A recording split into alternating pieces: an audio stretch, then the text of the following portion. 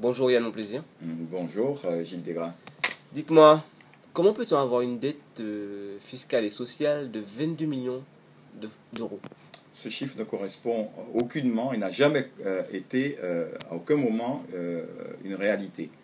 Les dettes fiscales et sociales que nous avons sont proportionnées au niveau d'activité qui est le nôtre.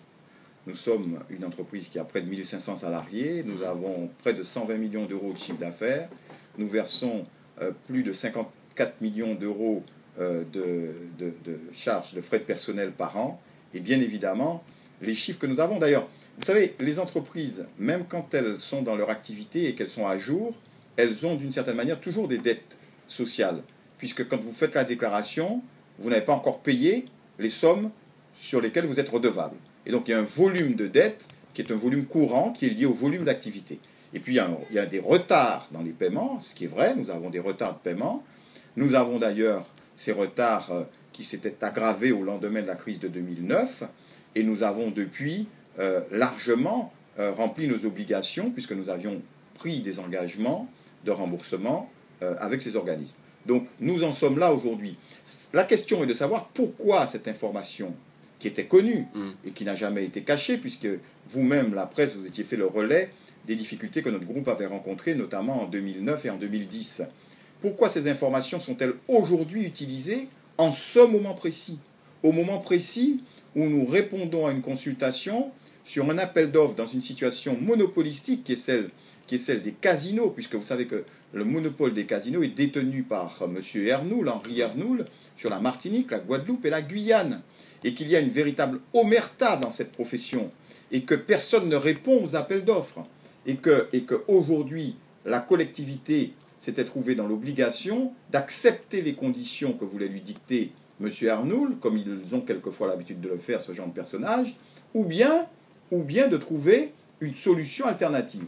Et nous avons eu, nous, l'outrecuidance de répondre à cette consultation, ce qui explique les attaques dont nous faisons l'objet, auxquelles nous ferons face parce que nous avons l'habitude de faire face à ce genre d'attaques. Est-ce qu'aujourd'hui, cette révélation, on va dire, peut vous porter préjudice Bien évidemment qu'elle porte préjudice. Regardez, vous m'interrogez, les gens s'interrogent, nos partenaires, les gens avec qui nous travaillons s'interrogent, et a fortiori, puisque c'est là l'objet, pourquoi dans la presse nationale?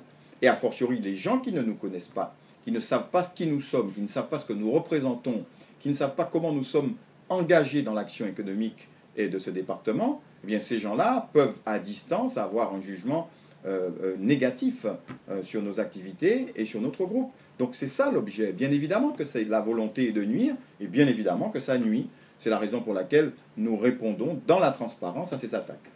C'est-à-dire, quelle transparence?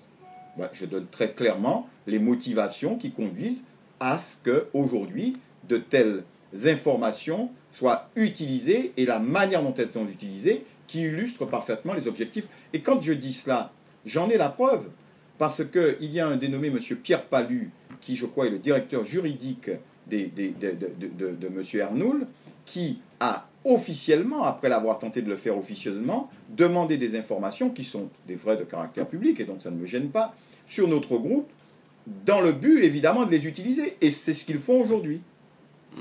Est-ce que votre groupe va bien? On en parle là dans les yeux. En parlant dans les yeux, notre groupe va bien.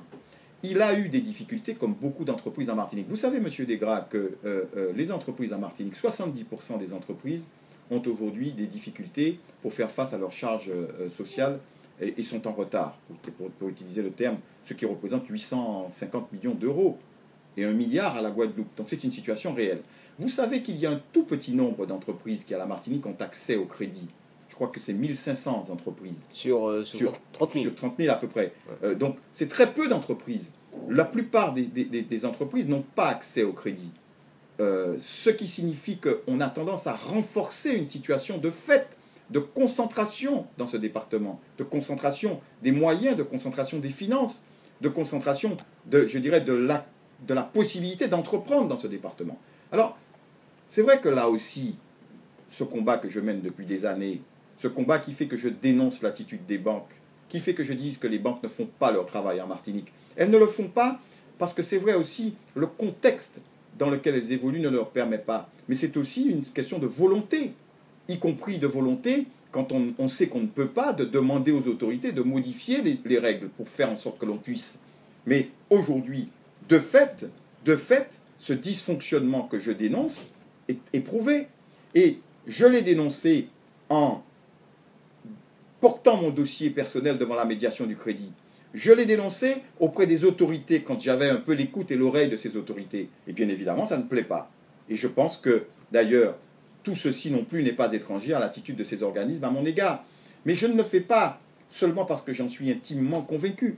Je le fais parce que je crois que c'est l'intérêt de la Martinique. Vous savez, les problèmes de fond de la Martinique, il faut les appréhender avec une vision, peut-être que c'est parce que je suis à la croisée de ces chemins, j'ai une vision politique des choses. La situation ne peut pas continuer. Nous sommes dans une impasse dans nos départements d'outre-mer, parce qu'il n'y a pas de perspective. Et tout le monde est d'accord pour le dire. Simplement, on laisse au seul milieu économique le soin de penser ce que pourrait être l'avenir. Et comme, très naturellement, ces milieux économiques ont une vision assez égoïste des choses, eh bien, le politique étant défaillant, tout simplement parce que les hommes politiques, je le dis avec modestie, parce que je pense qu'ils ont beaucoup de bonne volonté, mais très peu de politiques ont une vision de ce que pourrait être l'avenir économique de nos îles. Parce qu'ils n'ont pas la formation, parce qu'ils n'ont pas le background économique. Et donc, ils se laissent, en quelque sorte, mener par ceux qui desservent et qui servent quasi exclusivement des intérêts égoïstes. Merci, monsieur Yann, mon plaisir.